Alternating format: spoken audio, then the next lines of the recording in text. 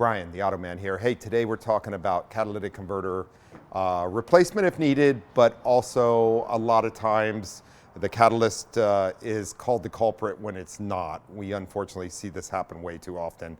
Being in the smog business, we have replaced catalyst, and there's some important things you need to know if you do have one replaced.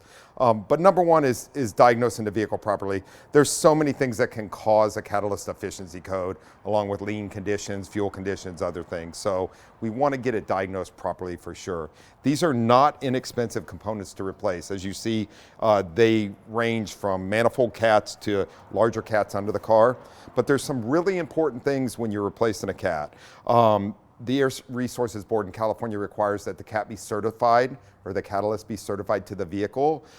So there's important numbers that have to be on the cat that match your actually engine family number on your vehicle.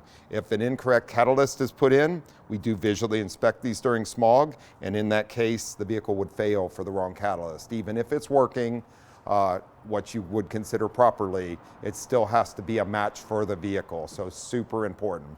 So make sure if your vehicle is having a catalyst problem, diagnose it properly, have the right part installed. I'm Brian Bowersock with the West Automotive Group. Watch for the Auto Man Fridays on the CW San Diego, sponsored by the West Automotive Group.